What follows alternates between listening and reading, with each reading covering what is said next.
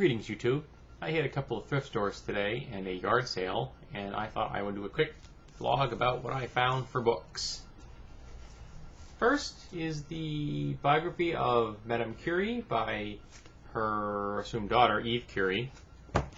Next is the autobiography by Sidney Poitier, The Measure of a Man, which I heard him speak recently on NPR, and just the brief time he talked about growing up in an extremely low-tech environment. I mean, he grew up in a place that had no electricity, had no running water, there were no vehicles, transportation was by foot or by mule or horse. But the first time he ever saw a car, it was fascinating. So I figured for 99 cents I could read his autobiography. Next was military disasters. Now I have a very similar book to this. It's a kind of an odd shape and size that deals with poorly designed weapons in history. And the weapons book is actually a little off the mark. Some of the weapons they describe were odd and unusual, but not necessarily inefficient. Like the bouncing bomb, for example, that was used during World War II to take out dams. It worked. It was a drum that was put on the bottom of a plane and spun at high speed.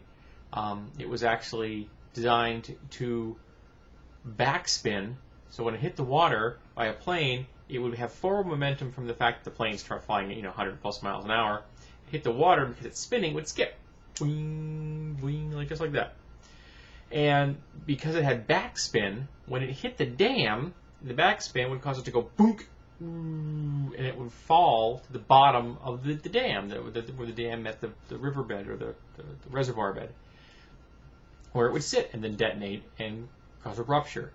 And it actually worked. I mean, it wasn't there weren't a whole lot of these used, but in special situations they were used and it functioned.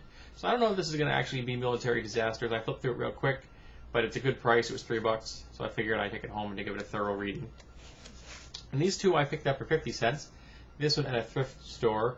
The Sabertooth Curriculum. Now this was written in 1936, and it appears to be an indictment of the classical education model and the fact that it does not pertain to the modern world. I'm going to read you the blurb on the back.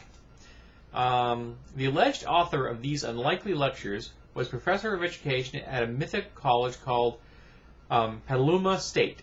He reports that researchers reveal 3 fundamentals taught to Paleolithic children in a certain community schools created by a great innovator named Newfist.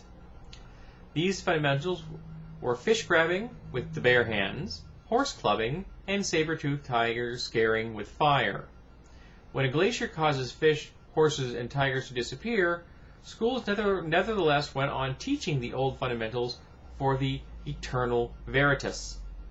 They contained, until a few radicals, called progressive educators, succeeded in forcing revisions in the Sabertooth Curriculum. And I actually have a certain level of jealousy about a classical education because I think it's interesting. I realize that there aren't a lot of places that you can get one, like in Oxford, for example. But I have to admit that it probably doesn't pertain to the real world in the way that it did 100 or 200 years ago.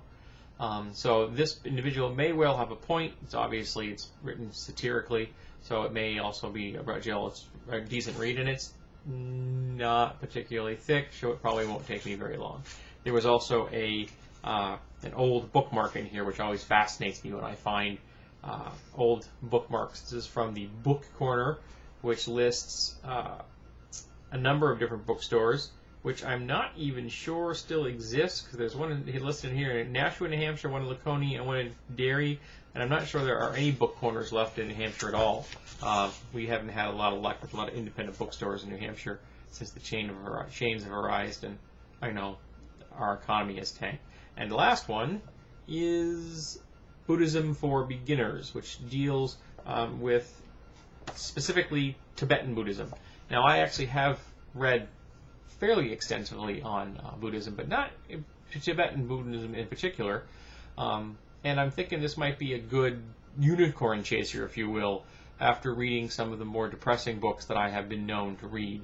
The one at the moment I'm reading, which deals with a paraplegic who's a reporter, isn't particularly depressing. So I'll probably save this until after I've read something about politics or history that is. I have a book on my bookshelf right now which deals with essays about the aftermath of nuclear war, and it was written in the 70s, and that's going to need a unicorn chaser when I get around to reading that one. It's not going to be fun. But I hear it comes highly recommended, so eventually I'm probably going to read it. But these are the books I found today. I hope that you had some bargain hunting this weekend and got some good stuff.